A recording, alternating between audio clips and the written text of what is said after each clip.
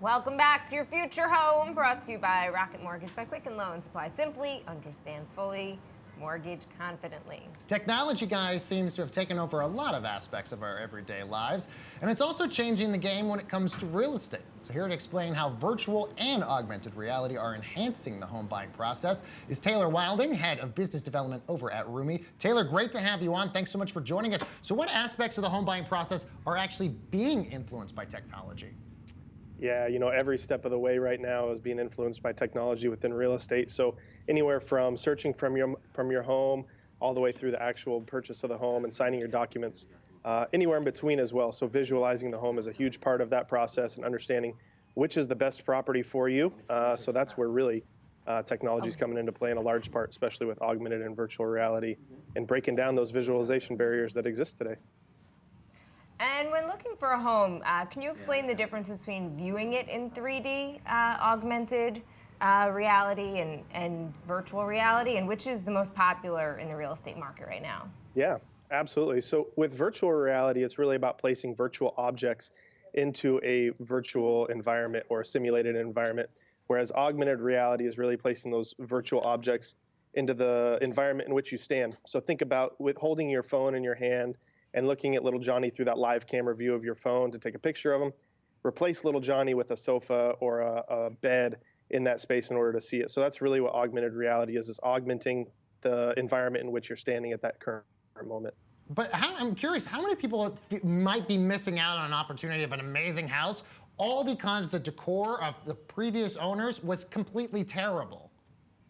Yeah, absolutely. So people just don't have the ability to visualize a space. So the National Association of Realtors is saying that 90% of people do not have the ability to visualize a space, and that's both furnished and unfurnished. So seeing past the existing furniture that's there, or of course a vacant space, and visualizing that. And so really augmented reality and virtual reality are helping to break down those visualization barriers, let people understand the spatial awareness of a space, so how a bed is going to fit, whether or not the king bed's going to fit in the space or not, and just the layout and the lifestyle that someone's going to have when they actually move into that house. Does this benefit anybody else besides the home buyer? Yeah, absolutely. So especially with our technology and the way that these 3D models are making their way into our environment or into our ecosystem is through home furnishing retailers. So people not only have the ability to see how something looks, so the buyer has the ability to see how the property looks, but also they can click through and purchase a piece of furniture.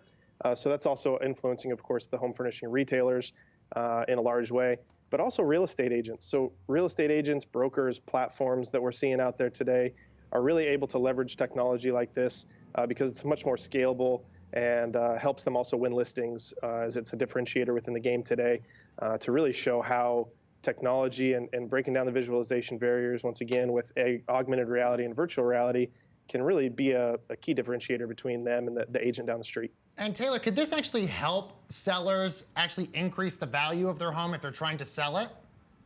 Absolutely. So to the point where you mentioned, are people able to see past particular decor? If they can't see past it, they might just walk out of that open house and forget about that property. But if they can see what it looks like more with their furniture or something that fits their lifestyle a little bit better, they're going to be more apt to place an offer on that property. So what it does is it creates more offers, which in turn creates more competition, and therefore could increase the sales price of the home for sure. And where do you see the future of this technology within the real estate market? Yeah, it's a great question. So I think augmented reality is really the one that's on its way up. It's made its way into our pockets most recently with ARKit from Apple and ARCore from Android and Google. And so I think really with that coming into our pockets, we're going to see a lot more folks, not only real estate professionals, but also the consumers, so the buyers or the renters, coming in and actually starting to populate the space in augmented reality right there in front of you. So it's happening today, and it's happening in a big way, and it's going super fast, rocket fast. Okay, so when it comes to home design after somebody's actually bought a home, Taylor, how can actually VR actually impact the way that they decorate their house? Yeah, so they have the ability to add, subtract, replace, and retexture any piece of furniture that may be in that space that's been placed in there by a design team with our technology, but also just in general. People have the ability to walk through spaces now in order to see the layout of a property. They have the ability with our technology to start adding products to that space and really start developing an emotional connection and start decorating and seeing how things are going to fit and look at the same time.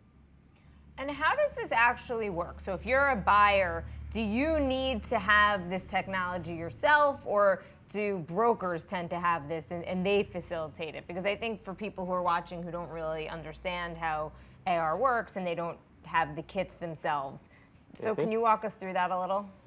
Yeah, so it's both. So of course, our particular company is a B2B focus, so we're working with those real estate professionals, but it is making its way into the consumer's hands, and those kits that we speak about, so AR Kit and AR Core, they're in our iPhones today. So iPhone 6 and later has AR embedded into the software that Apple has available, and it's also on our iPads. And then AR Core as well. Google's making some big advances in that arena as well, and we'll have augmented reality available within all the pockets here shortly as well. And Taylor, we know some people have to move states and because of jobs or family or all that stuff. Would this help them if they're looking to relocate to another state, that they could use this technology for a new house? Yeah, most definitely. So of course, they're probably going to be bringing furniture with them, but some folks are relocating without furniture as well.